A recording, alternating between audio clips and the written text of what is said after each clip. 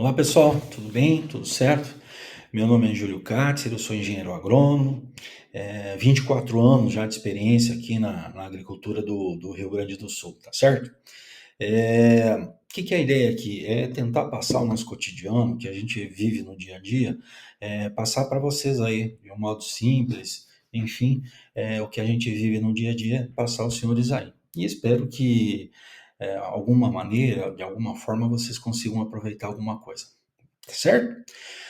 Hoje vamos falar sobre construção do perfil de solo, tá? Isso aqui, se fosse fazer um tudo, ia dar 20 dias, porque é bem complicado. Complexo, mas ao mesmo tempo simples depois, tá bem?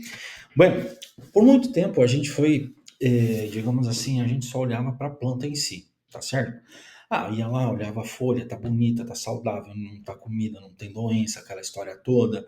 Olhava a distância entre nó, curto, longo. Tá engalhando bem, tá isso, tem sombreamento, não tem, como é que tá a parte de baixo, tá tudo ok. Arrancava, via nodulação, aquela história toda.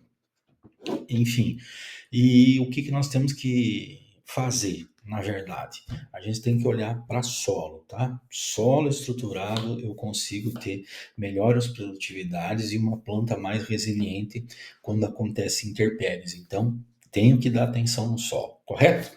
Seguimos viagem. Vamos lá.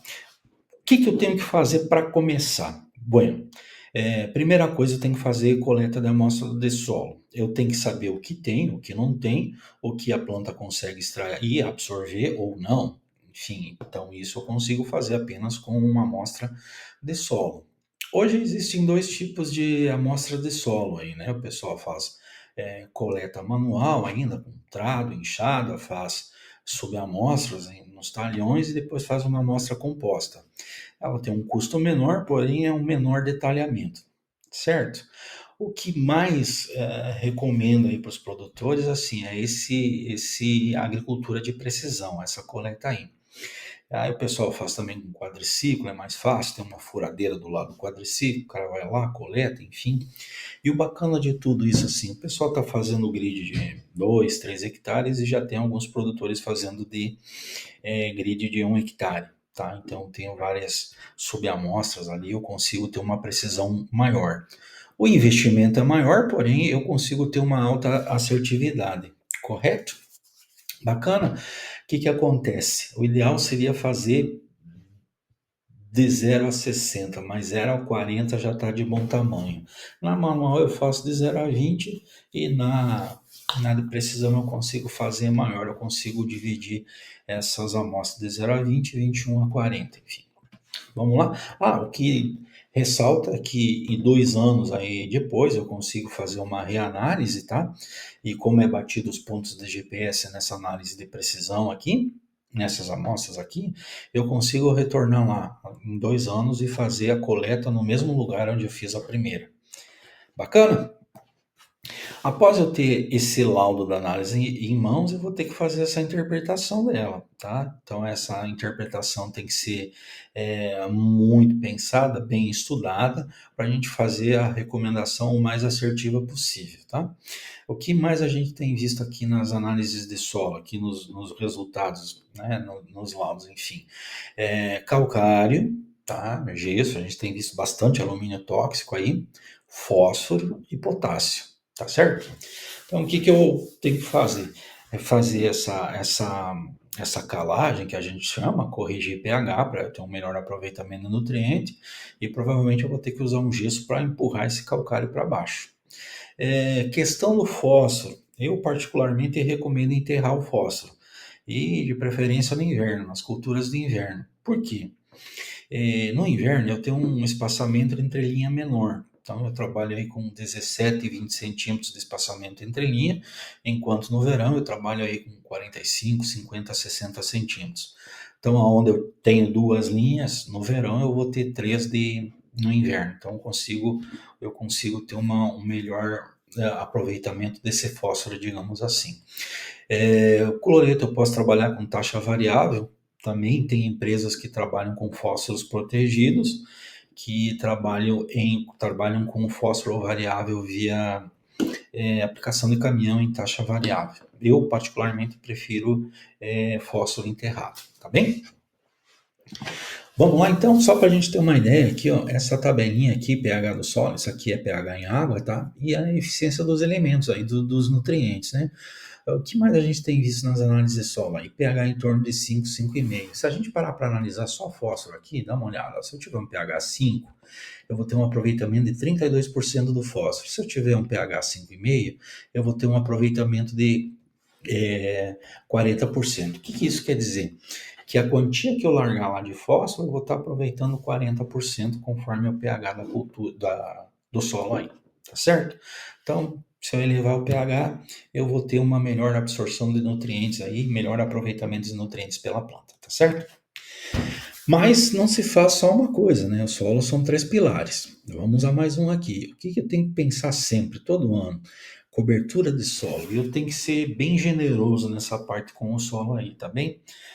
Alguns produtores trabalham com uma cobertura simples, né? Uma aveia, né? Então, com isso eu tenho uma menor quantidade de massa seca, isso quando verde e quando dessecado, eu não tenho muita agressividade de raízes, então vai estar meio compactado e pobremente estruturado esse solo aí.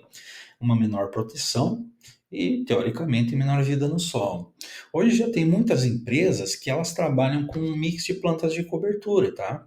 Tá, trabalha em ervilhar, canabo, aveia, azevém, você pode escolher a cultivar de aveia, do azevém que você quiser, vai fazendo os encaixes ali que você achar melhor, tá? Então, sempre o mix de cobertura é melhor, porque que eu tenho mais massa seca, isso tanto quanto verde quanto pós-dessecado, eu tenho uma palhada melhor, mais abundante e tal, e um solo estruturado mais vivo, digamos assim. Eu só tenho que ter cuidado que ela não seja, que a planta de cobertura que eu colocar não seja hospedeiro de alguma doença, enfim, algum fungo, nematóide ou coisa nesse sentido. Então esse cuidado tem que ter também.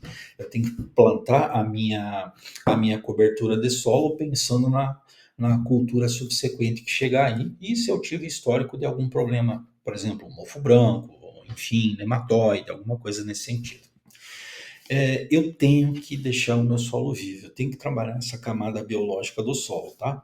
Então, assim, quanto mais palhada eu tiver, mais micro-organismos eu vou corrigir, mais eu vou ter uma tendência de uma melhor aeração, um solo mais descompactado, então teoricamente as raízes vão descer mais, a planta vai ter um sistema radicular mais agressivo, tá? E a partir do momento que eu tenho tudo isso, pH, digamos assim, a biologia do solo com maior quantidade de micro-organismos, eu vou ter uma melhor produtividade também, porque a planta vai, digamos assim, vai aproveitar tudo que ela consegue e pode aí, tá certo? Vamos lá então? Vamos ter um cuidado bastante assim, solo convencional, tipo esse solo 1 aqui, ó. Às vezes a gente encontra aí produtor que tem pastagem, tá? Às vezes ele pode não estar trabalhando com muita adubação, às vezes ele está com uma quantidade de animal muito acima do que a área suporta, né? Então, e de repente ele deixa meio que comer demais. A gente até brinca, né? Às vezes tem produtor que vai dessecar para soja com um pulverizador tocando as vacas de dentro, tá? Uma brincadeira à parte aí. Um solo mediano, que é aquele solo que você faz uma cobertura simples ali, né? Só de uma aveia ou azevém, uma coisa nesse sentido. Então não tenho muita cobertura de palhada, mas é melhor, né, do que eu não, entre aspas, não ter nada. O ideal seria, sim, aquele mix de cobertura, né? Que aí eu tenho um perfil construído, um equilíbrio biológico maior, eu vou ter uma maior matéria orgânica, raízes mais profundas e eficientes, né? E um amortecimento do estresse. Por quê? Porque se eu tiver uma agressividade mais de raízes, por exemplo, no milho, no soja, enfim, que a raiz descer mais, se acontecer algum estresse climático aí, uma falta d'água, alguma coisa nesse sentido, eu tenho raízes mais profundas, a planta vai sofrer menos, né?